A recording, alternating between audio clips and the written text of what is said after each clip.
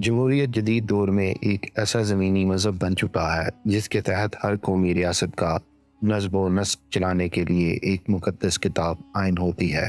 دنیا بھر کی تمام قومی ریاستوں میں یہ مقدس کتاب بالکل ان کے قیام کے بعد آغاز میں ہی تحریر کر دی گئی، یا پھر ایسے ممالک جہاں طرز حکومت آمریت یا شہنشاہت سے جمہوریت میں بدلا تو پھر فوراً ہی نظام مملکت کو چلانے کے لیے یہ مقدس کتاب آئین تحریر کر دیا گیا۔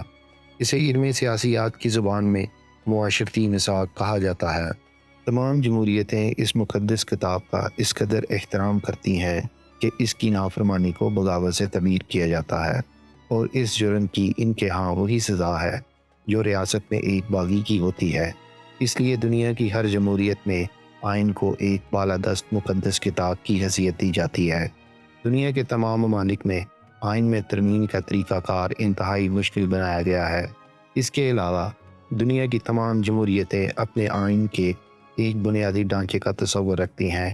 اس بنیادی آئینی ڈھانچے کو کبھی اور کسی بھی وقت بدلا نہیں جا سکتا۔ پارلیمنٹ اگر آئین میں کوئی ترمیم کرنا چاہے تو وہ اسی بنیادی ڈھانچے کے اندر ہی ہو سکتی ہے۔ ترکی اور بھارت کی مثالیں اس سلسلے میں بہت اہم ہیں۔ دونوں کے آئین سیکولر ہیں۔ طیب اردگان نے اپنی ساری سیاست کی بنیاد اسلام اور خلافت عثمانیہ کی نشاط ثانیہ پر رکھی۔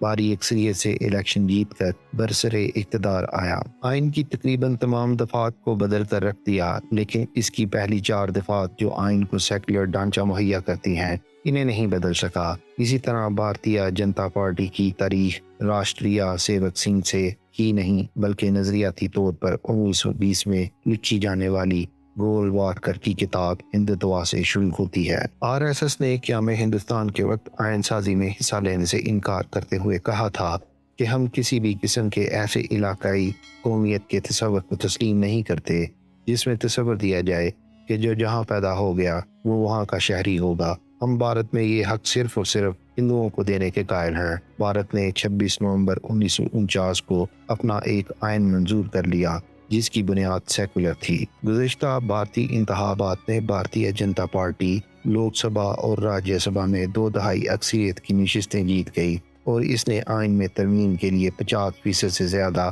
ریاستوں میں بھی حکومت بنا لی، لیکن بھرپور کوشش اور پارٹی کے دباؤ کے باوجود بھی وہ بھارتی آئین کو تبدیل کر کے اسے اپنی خواہشات کے مطابق ایک ہندو ریاست میں تبدیل نہ کر سکی۔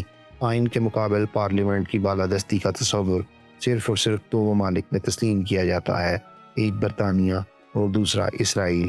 اس کی وجہ یہ ہے کہ ان دونوں ممالک کا کوئی تحریری آئین نہیں ہے۔ برطانیہ کا یہ دعویٰ ہے کہ ہم جمہوریت کی ایک قدیم تاریخ رکھتے ہیں، اس لیے ہماری روایات ہی ہمارا آئین ہے، جبکہ اسرائیل چونکہ 14 مئی 1948 کو ایک کٹر یہودی نسل پرست مملکت کے طور پر معرض وجود میں آیا تھا، اس لیے اس کی پارلیمنٹ جسے وہ کینسٹ کہتے ہیں، اس کے پہلے اجلاس میں ہی یہ اعلان کر دیا گیا تھا کہ ہمارے پاس تلمود اور تورات ہے، اس لیے ہمیں آئین نام کی کوئی کتاب تحریر کرنے کی ضرورت نہیں ہے۔ ایک تحریری آئین کا بنیادی ڈھانچہ اس قدر اہم ہوتا ہے کہ بھارت کی سپریم کورٹ نے 28 ستمبر 1918 کو بھارتی پارلیمنٹ کی منظور کردہ اس آئینی ترمیم کو کالعدم قرار دے دیا، جس کے تحت انہوں نے 124A کا آرٹیکل منظور کر لیا تھا۔ اس آئینی ترمیم کو ختم کرنے کا یہ فیصلہ کسی فل کورٹ نے نہیں دیا تھا، اور نہ ہی بھارتی پارلیمنٹ نے اس فیصلے کو سیاسی اور پارلیمنٹ کے اختیارات میں مداخلت کا نام دے کر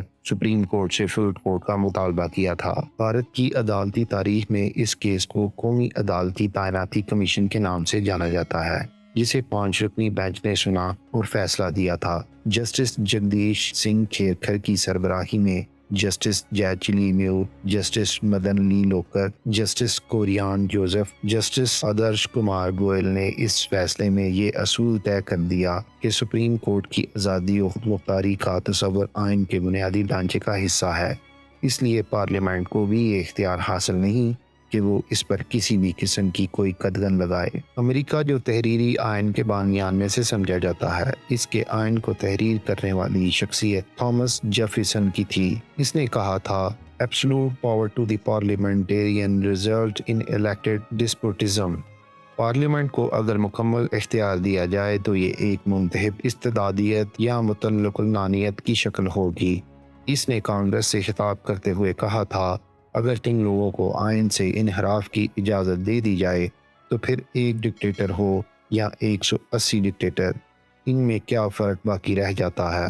مشہور مفکر اور فرانسیسی آئین کا خالق روسو بھی پارلیمنٹ کی بالادستی کا مخالف تھا۔